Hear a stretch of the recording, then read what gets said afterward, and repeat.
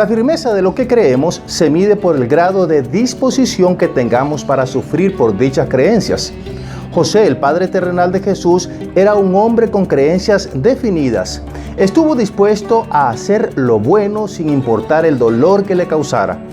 Además, no solo hacía lo bueno, sino que intentaba hacerlo como se debía. Cuando María le habló acerca de su embarazo, José sabía que él no era el padre. Como conocía bien a María, al explicarle ella lo sucedido y ver la actitud que ella tenía hacia la criatura que iba a nacer, debió ser difícil para José pensar que su novia había hecho algo indebido. Sin embargo, alguien era el padre de la criatura y le era difícil aceptar que ese alguien fuera Dios. José decidió terminar con su compromiso, pero estaba decidido a hacerlo de manera que no trajera consecuencias a María.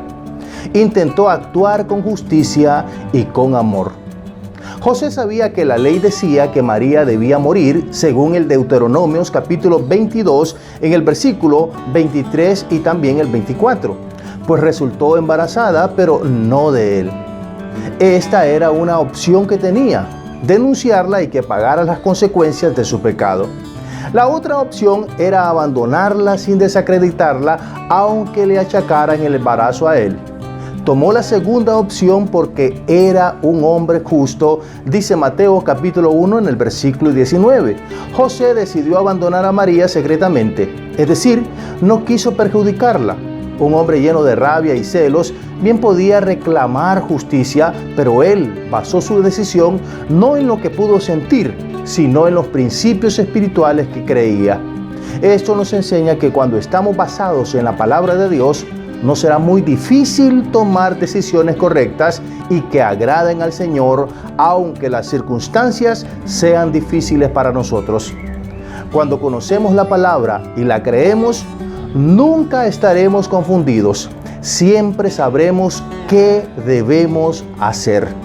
Pero podemos creer en la palabra y aún así no actuar conforme a sus mandamientos. ¿Por qué? Porque muchas veces la estudiamos, pero ella no afecta nuestras creencias. Para que la palabra de Dios sea efectiva en nuestras vidas, hemos de creerla sinceramente y que se convierta en nuestras convicciones. José estaba convencido que lo mejor era no hacerle daño a María. Esto lo aprendió de la palabra de Dios.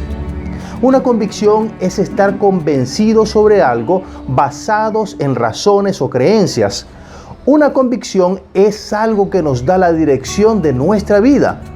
La vida de José estaba basada en la convicción del amor, por lo tanto, no quería perjudicar a su prometida. Cuando las personas creen algo de todo corazón, son capaces de morir por sus convicciones. Un ejemplo de esto lo encontramos en Ananías, Misael y Azarías, los tres amigos de Daniel, quienes mantuvieron su convicción de que solo Dios era el Dios verdadero y se rehusaron a adorar la estatua del rey bajo pena de muerte, según Daniel capítulo 3, versículos 13 al 27. También Daniel, según el capítulo 6, tenía grandes convicciones espirituales y se rehusó a dejar de orar al Señor. Por eso lo echaron en una fosa de leones. Cada vez que leamos la palabra o la oigamos, debemos creerla con tal entusiasmo que ella se convierta en nuestras convicciones y así negarnos a vivir de otra forma que no sea como Dios lo espera de nosotros. José decidió dejar a María. Esa fue la mejor opción que encontró, pero al demostrar ser un hombre justo y obediente a la voluntad de Dios, el Señor le mostró una tercera opción: casarse con la muchacha. Él fue sensible a la voz del Señor y obedeció sin cuestionar. De esa forma, fue guiado por el Señor a una obediencia mayor. Esto nos muestra que cuando obedecemos en lo sencillo, podemos obedecer en los grandes momentos de decisiones difíciles. Un corazón obediente inicia por dar importancia a los detalles y poner en primer lugar la palabra de Dios. Jesucristo enseñó que si obedecemos su palabra, nuestra vida será como una casa que está basada sobre la roca, según Mateo 7, 24 y 25, la cual es indestructible.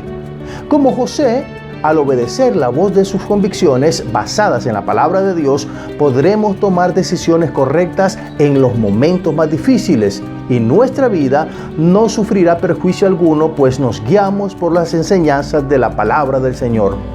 Los sentimientos no son medidas adecuadas de las acciones buenas o malas.